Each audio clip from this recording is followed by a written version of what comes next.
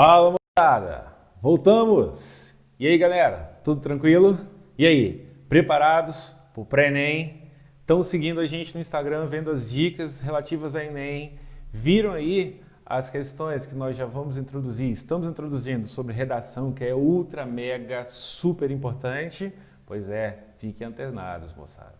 Queridos, o tópico que a gente tem trabalhando no PET é extremamente importante e em breve eu vou fazer uma live para vocês. Provavelmente essa semana ainda vocês vão ter ciência disso. Show de bola? Então agora a gente vai trabalhar o seguinte, alguns produtos transgênicos, mas não se esqueçam, o que a gente está trabalhando, Charles? A gente está trabalhando com biotecnologia e vai seguir ainda as duas próximas semanas. Já foi a primeira, é essa e as outras duas. Beleza? Moçada, redes sociais, acabei de falar, extremamente importante. Novidade, além do pré-ENEM, agora são as nossas lives constantes com conteúdo. E em breve tem mais coisa vindo também. Senhores, eu sou o professor Charles, professor de Biologia do canal Escola Online.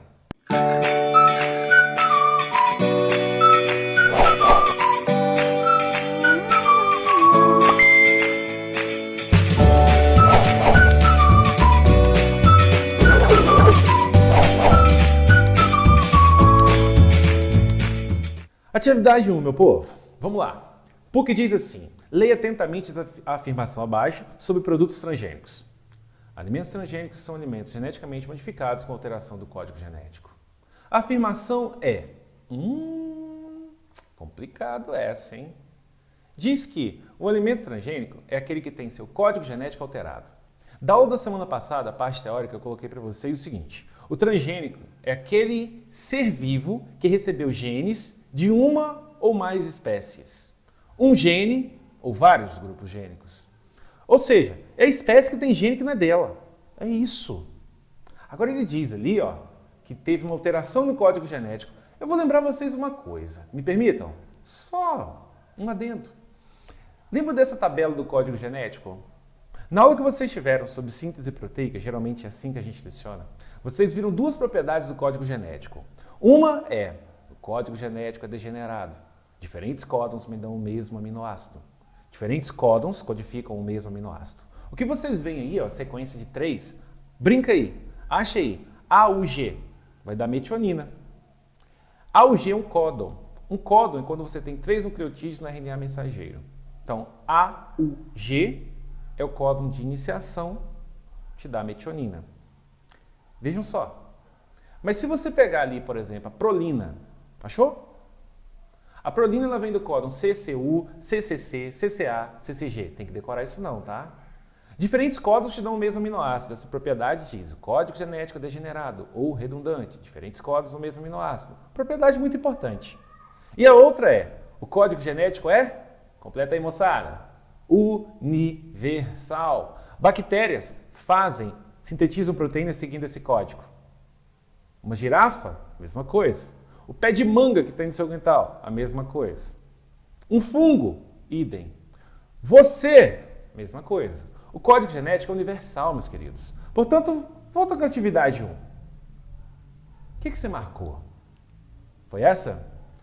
É incorreto, pois tanto os organismos transgênicos como não transgênicos possuem o mesmo código genético. O que acontece é que os organismos transgênicos, por receberem genes de outras espécies, eles passam a sintetizar proteínas diferentes.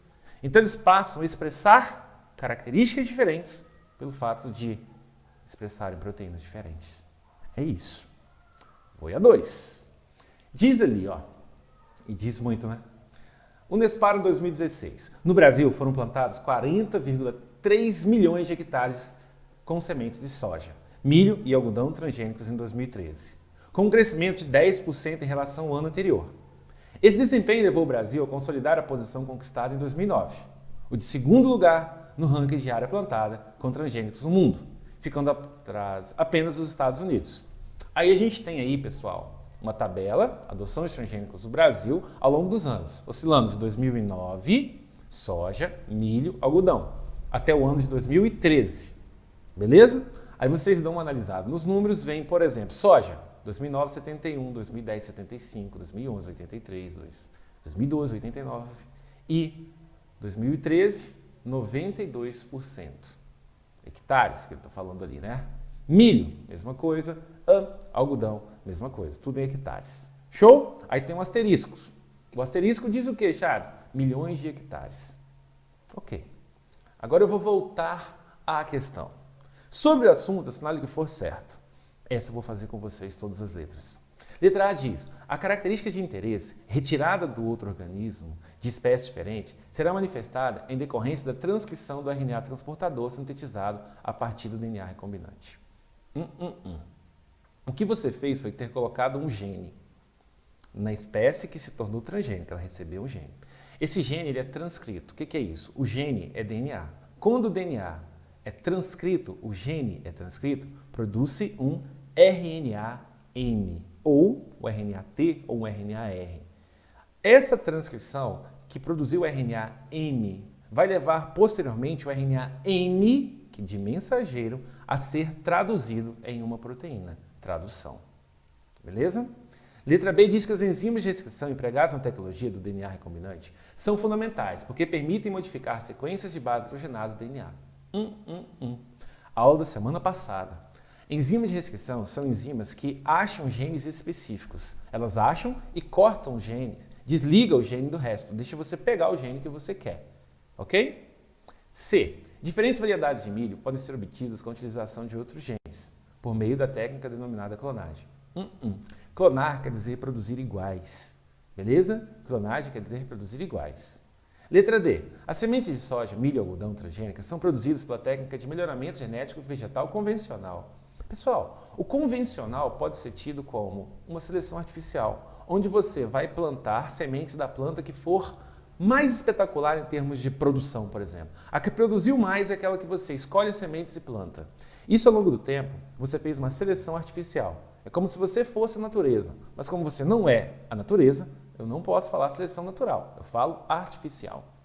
E a letra E fala: através da tecnologia do DNA recombinante foi possível produzir plantas geneticamente modificadas, com genes bacterianos que conferem resistência a pragas da lavoura.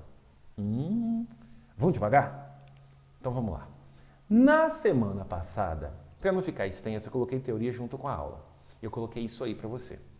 Eu defini o que era DNA recombinante. Tem dificuldade? Tá aí. Vou ler. DNA recombinante é a denominação dada às moléculas de DNA que possuem partes de DNA derivados de duas ou mais fontes. Normalmente essas fontes são espécies diferentes. Então, quando você cria um DNA assim híbrido de 3, 4 espécies de DNAs diferentes, você fez um DNA recombinante. Você ligou partes diferentes. Certinho? Eu até mostrei esse slidezinho aí, mostrando duas espécies diferentes de DNA, digamos assim, sendo unidas, criando DNA híbrido lá embaixo. Foi quando eu mostrei para vocês também enzimas de restrição. Estão lembrados?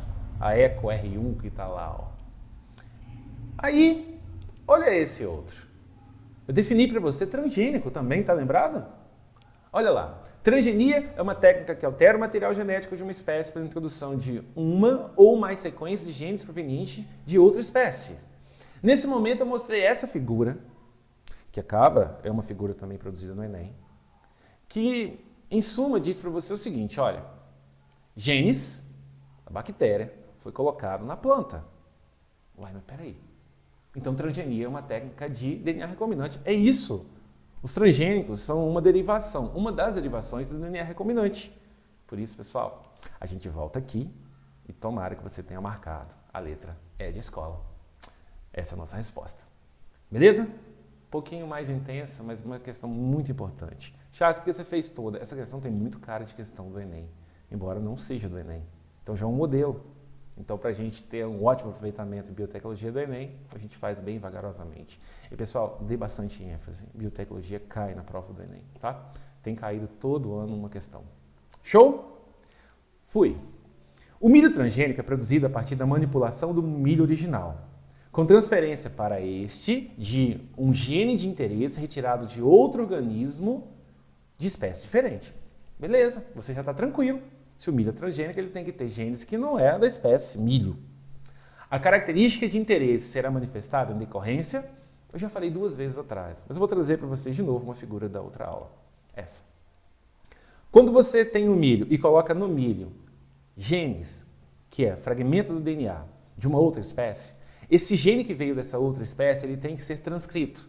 em RNA mensageiro. E esse RNA mensageiro vai ser traduzido numa proteína. Proteína essa que esse milho original não fabricava, mas o transgênico fabrica. Essa questão veio do Enem e é uma questão que eu classifico como uma questão mais conteudista, uma questão mais difícil, pessoal. O que você marcou? Não fez ainda? Para o vídeo. Não vai pela minha resposta, vai pela sua. Faz isso por você, não faz por mim. Beleza? Agora eu posso? Tá aí, ó. Da tradução do RNA mensageiro sintetizado a partir do DNA recombinante. A rota da síntese proteica é essa, olha. O gene inserido no milho transgênico vai ser transcrito em um RNA mensageiro. O RNA mensageiro é traduzido em uma proteína nova que o milho transgênico é capaz de fazer, mas o original não fazia, porque ele não tinha esse gene. Bacaninha, certo? Sem desespero, hein? Vamos a 4? Então vamos lá. Atividade 4 diz, e diz muito de novo. Um instituto de pesquisa norte-americano divulgou recentemente ter criado uma célula sintética, uma bactéria chamada de Mycoplasma mycoides. Os pesquisadores montaram uma sequência de nucleotídeos que formam o único cromossomo dessa bacteriana, o qual foi introduzido em outra espécie de bactéria, a Mycoplasma capricolum. Após a introdução, o cromossomo de Mycoplasma capricolum foi neutralizado e o cromossomo artificial de Mycoplasma mycoides começou a gerenciar a célula, produzindo sua proteína. A história é a seguinte: em laboratório, no Instituto Greek Venture, os caras criaram um DNA sintético. Para ver se aquele DNA sintético que eles criaram no laboratório funcionava, eles pegaram uma bactéria que existia e colocaram esse DNA sintético dentro dela e inativaram o DNA dela. E realmente, a bactéria com esse novo DNA, essa nova molécula de DNA, ela teve atividade metabólica. Beleza? A Mycoplasma capricolum é a que existia. Ela recebeu um material, ela recebeu um DNA feito em laboratório. Tá ali, ó, nas duas últimas linhas. Após a introdução, o cromossomo de Mycoplasma capricolum foi neutralizado, ou seja, essa bactéria que existia. A mycoides é aquele lá que ele inventou. Beleza?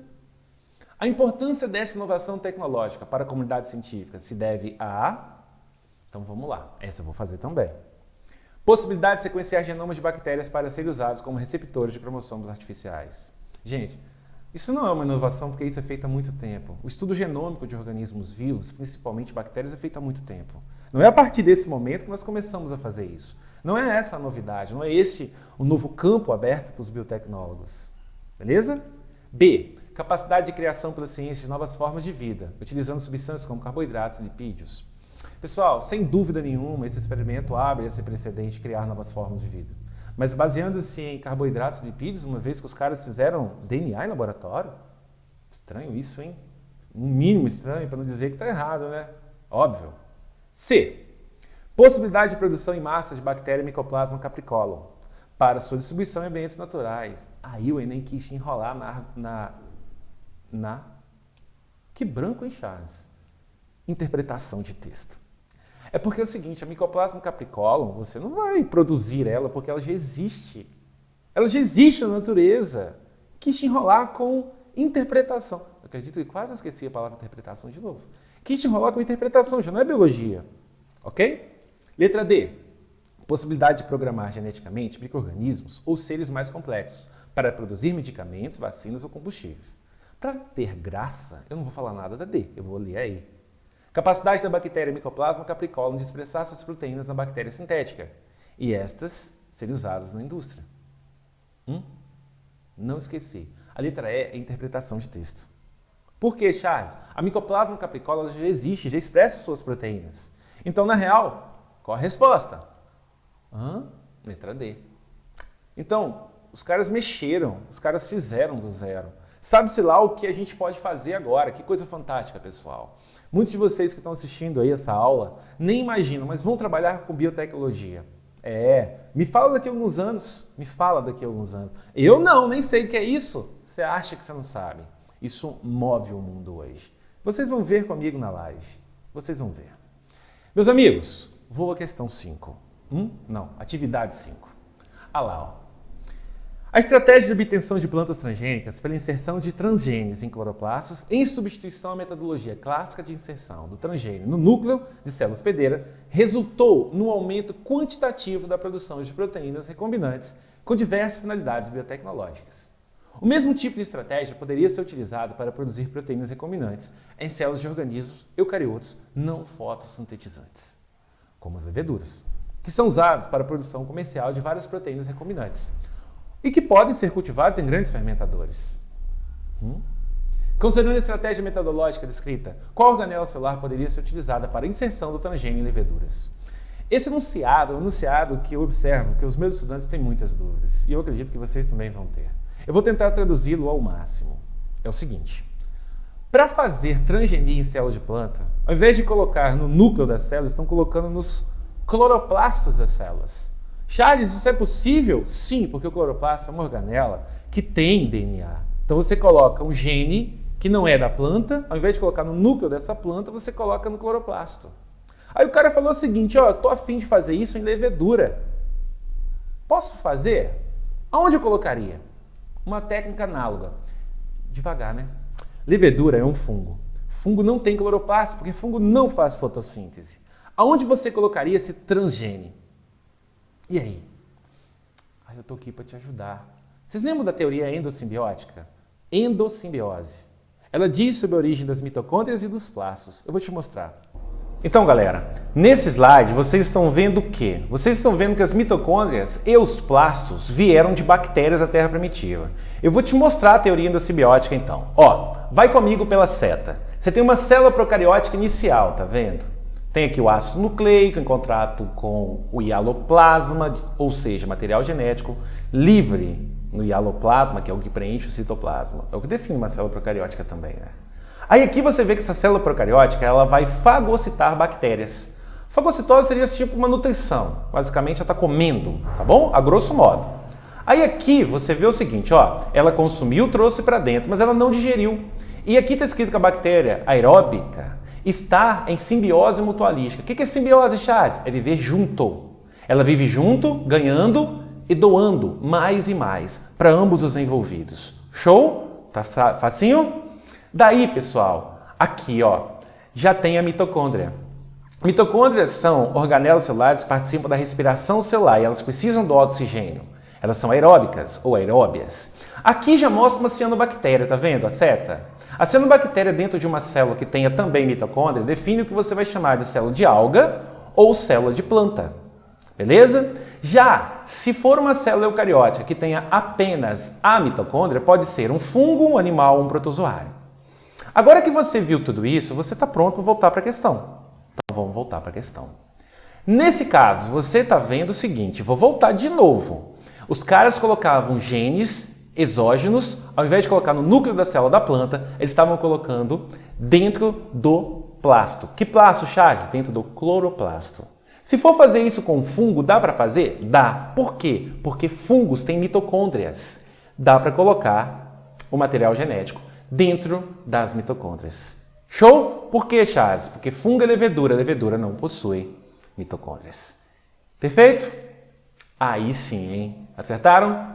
E por hoje, a gente findou. Mais uma etapa vencida, queridos. Não se esqueçam de ir para o Instagram. Não se esqueçam de assistir as lives. Não se esqueçam de salvar aquelas dicas preciosíssimas de redação que nós vamos começar, da matemática, entre todas as outras mais. Grande beijo, cuidem-se e contem com a gente do Escola Online. Até mais, gente!